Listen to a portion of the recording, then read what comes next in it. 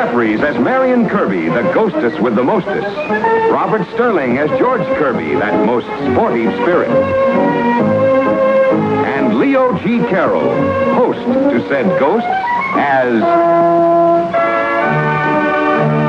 Topper.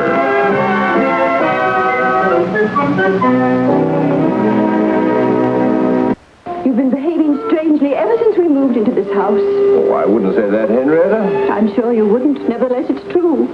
And I'm worried about you. Well, you needn't be. I feel as fit as a fiddle. And ready for love. There. You see how jumpy you are? Well, Cosmo, I really think you need a checkup. he hasn't gone 1,000 miles yet. I haven't got... Where haven't you gone, Cosmo? I haven't gone anywhere, dear. I'm right here. You're not looking well. And what's more, you're not eating the way you should. Yes, Cosmo. You really should improve your table manners. Cosmo, I do wish you'd let Dr. Lang come over and give you an examination. Come on, George. We better go start boiling instruments. Where did I put my rubber gloves? By the way, how are Dr. Lang and your friend Thelma getting along? Not at all. I mean, he never phones her or anything. Poor Thelma. And I suppose after my checkup, Thelma might drop in. Accidentally, of course. She might. Cosmo, surely you don't think Thelma's romance is more important to me than your health? No, dear. But I was just thinking, wouldn't it be a more direct way to bring them together if Thelma had an examination? Oh, no, that would be much too obvious. I mean, Thelma doesn't need an examination. You do. Well, I hope I pass. Oh, Cosmo, you're a lamb. I'll phone Dr. Lang to come over tomorrow. Better make it the day after tomorrow. Give me a little more time to get myself run down.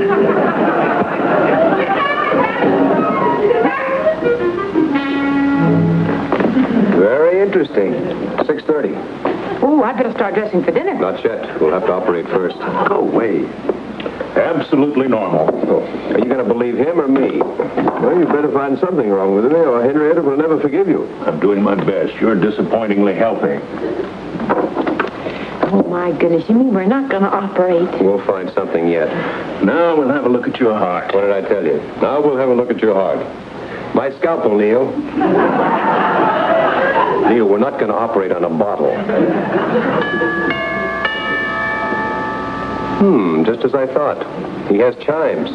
Sound as can be.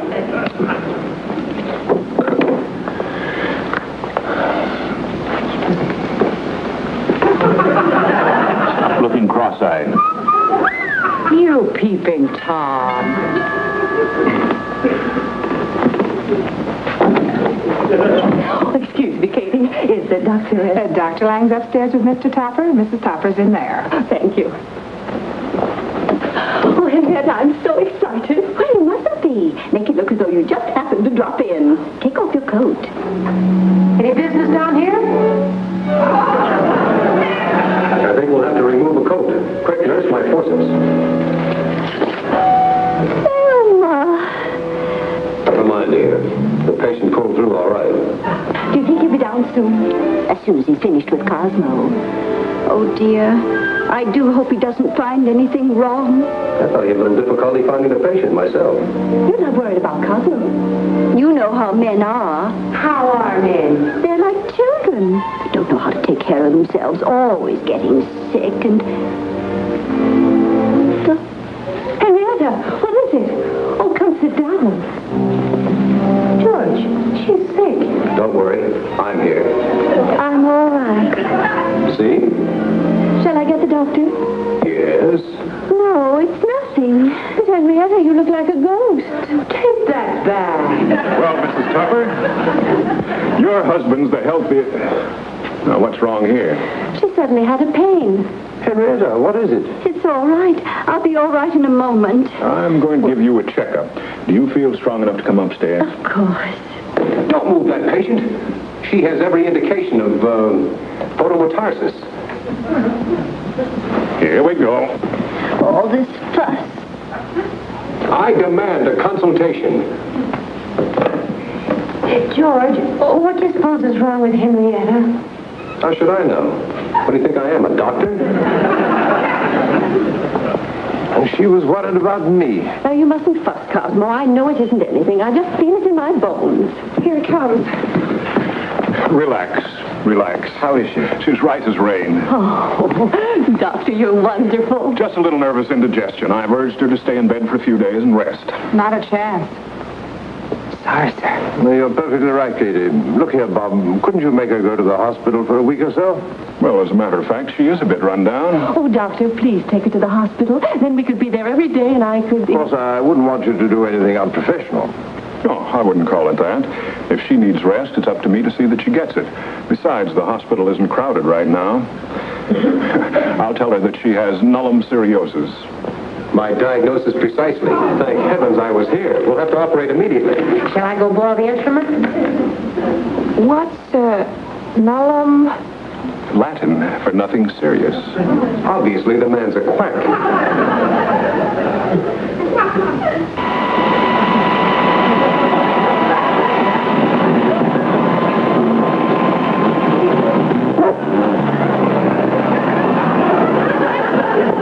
George, look at this. Oh, Neil, how did you do that?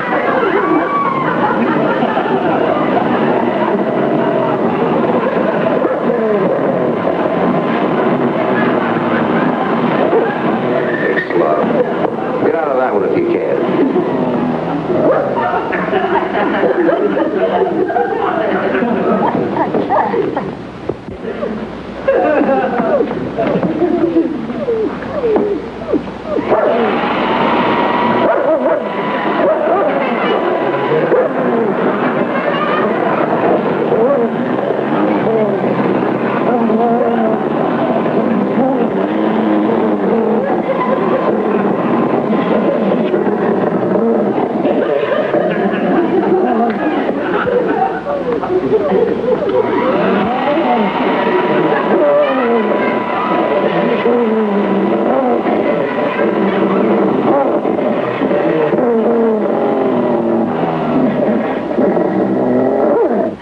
I wonder if there's some way to reverse this thing.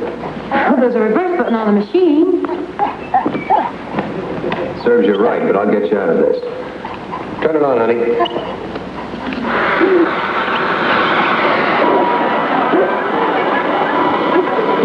Now, look what you've done.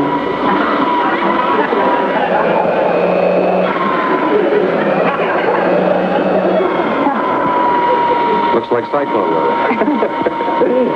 You know, that's the first excitement we've had around here since Henrietta left. Oh, my. Has been pretty dull around here. What can we do to liven things up a little? I can turn on the vacuum again. Say, why don't we give a party? A surprise party on my birthday. A surprise party for you? Well, it'll be a party for me, but it'll be a surprise for Topper. Certainly will. Oh, he hasn't had much fun lately, poor darling, running back and forth from the hospital to the bank. Whom could we ask? Thelma? Dr. Lang? Certainly not. We'll invite our friends. We'll send out invitations and sign Topper's name to them. Come on, George. Let's get a pencil and some paper. This party's even beginning to surprise me. Now, take this down. Okay. Dear Blank, Do we have to ask him?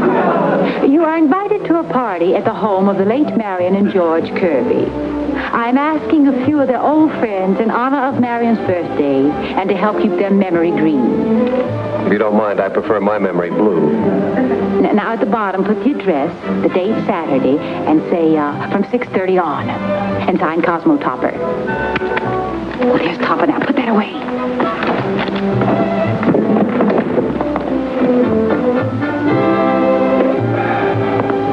Did you have a nice day at the bank, darling? Yes, Deb. Oh, sorry. Force of habit. Well, let's start again, shall we? Have a nice day at the bank, darling. Fine. Any embezzlements or hold-ups? No, it was an off day. Cosmo, sit down. But I don't want to sit down. Why are you suddenly calling me Cosmo? Because I want to be a Henrietta to you. Well, thank you very much. But I prefer Henrietta to be a Henrietta to me. Don't argue, darling. George, go get Cosmo his slipper and his smoking jacket.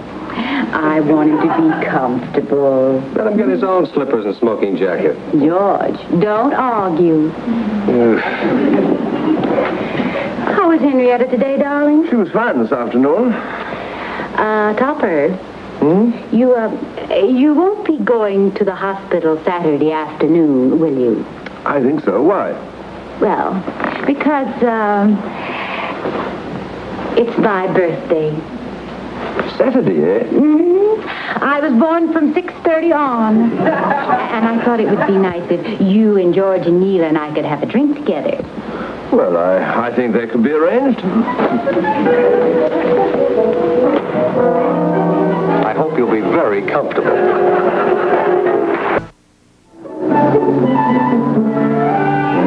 You're coming along beautifully. I was only trying to help. Well, please stop it. Oh, Doctor, when can I go home? Well, sometime next week. I'll make a bargain with you. I'll stay until the end of the week, until Saturday. Now, we promised Topper. Well, you don't have to tell him. Isn't Topper apt to see you around the house? We'll make it a surprise. Thelma! I'll leave here Saturday afternoon before dinner, and we'll surprise him. Then the four of us can have a little party and celebrate. How thrilling. I'll tell Kitty to put a bottle of champagne on the ice. That's Cosmo now. Don't say a word. Hello, dear. Hello. Thelma. Doctor. Topper. Thank you, dear. Oh, Thelma, will you put these in a vase? Thelma's so good at fixing flowers. Well, I've got to be going. I'll see you tomorrow. Topper. Goodbye. Thelma.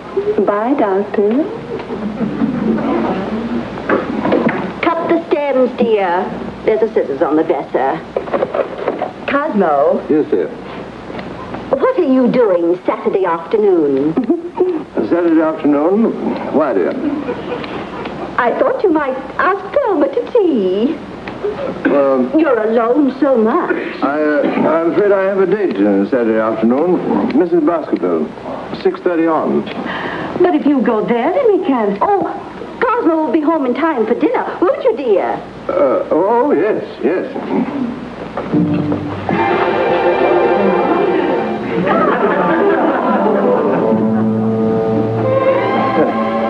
And isn't she?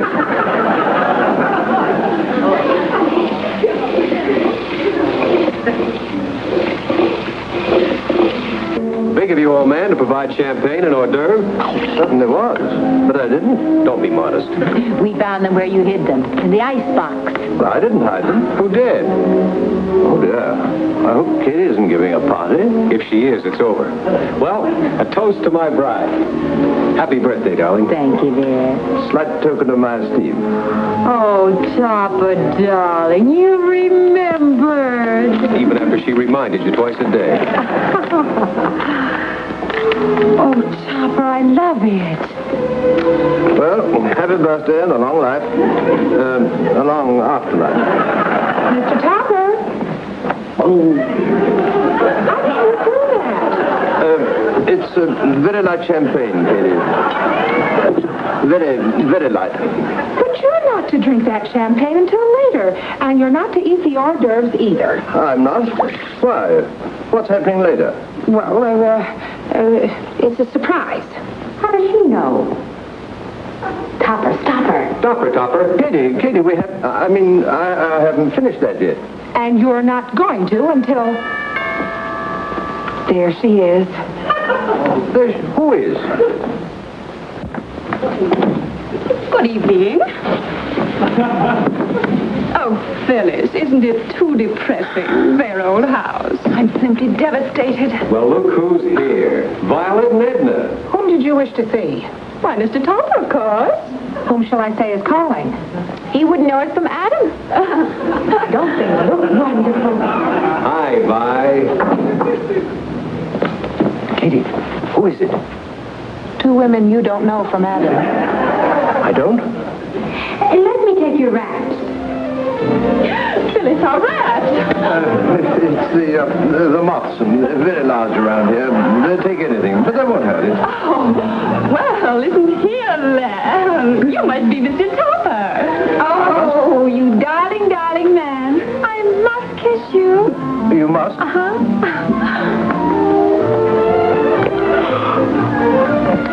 Katie, you better take these and put everything in the icebox. George, doesn't Edna look well? Yeah. But she doesn't hear so well. She didn't say hello. Are we the first? The first one. It's a surprise. Such a beautiful sentiment to throw a party for the Kirbys. I must kiss you again. Must you? If that's who I think it is, break loose. Hey, Charlie, Jack, Louise. Hey, Mary, say hello to Elizabeth. Hello, Lizzie. Hi, Louise. So glad you could come. Let's have out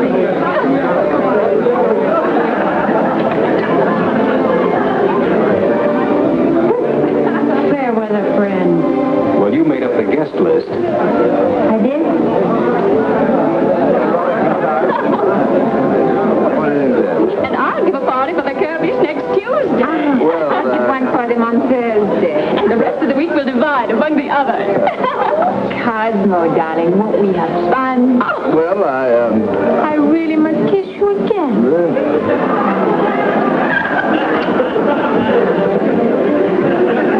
I think of the times I've had in this very house, in this very room, and now where is she?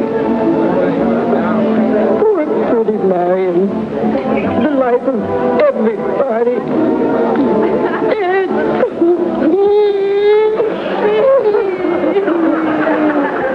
I can hardly wait to get home.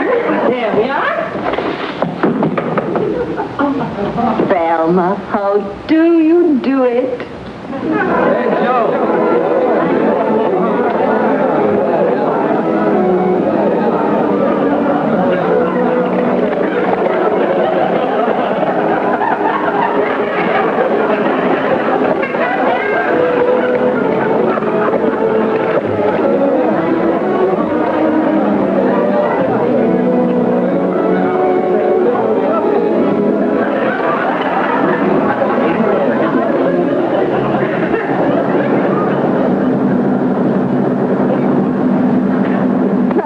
Won't Cosmo be surprised?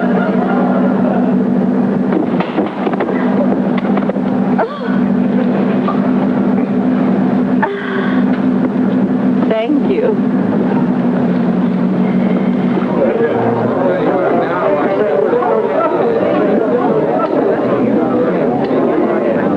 Quiet, everybody. Quiet. We're going to play a game. Topper, darling, a most divine party. Never had a better time. I keep forgetting.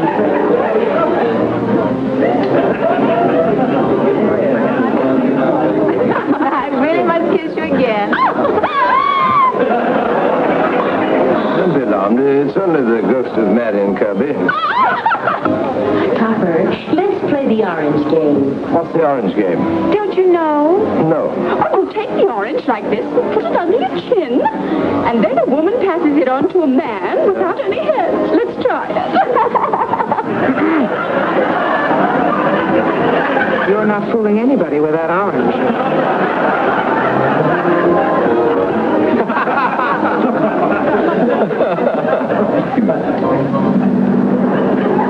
Oh, I can hardly wait to see his face.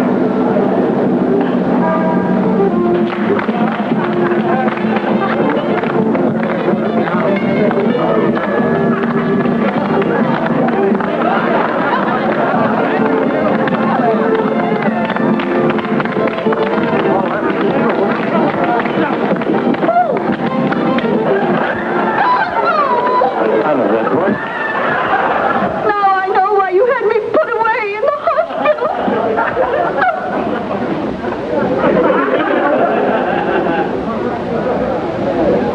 Bob, you've got to get her to unlock that door and see me. And if you do see her, what will you tell her? Oh, I don't know. Do you think she'd believe that I was giving her a party in honor of her coming home? A surprise party. You didn't even know she was coming home today. She was going to surprise you.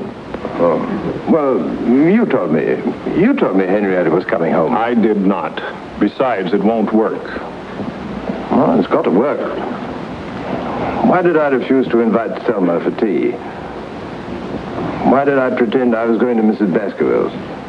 Well, just so that I could keep Henrietta from suspecting my little plan, so that I could give her a surprise party, brighten up her life a bit, after all these days in hospital. And the only reason I didn't tell you about it was because I was afraid you'd tell Henrietta and spoil the surprise. Cosmo, darling, can you ever forgive me? Why, yes, of course, Henrietta. But never let it happen again now. Just one thing, Cosmo. Who were all those people? Just people, dear. You know, men and women. But I've never seen them before. Well, that's just it, dear. I thought perhaps it would be a nice little change for you to see some new faces instead of some old faces. So nice of you to be leaving. Mr. Topper. Mary, Henrietta. Such a wonderful party. I really must kiss you again. Oh, he'll never get out of this one. Well, don't stand there. Kiss your Aunt Henrietta and go home. What is he doing?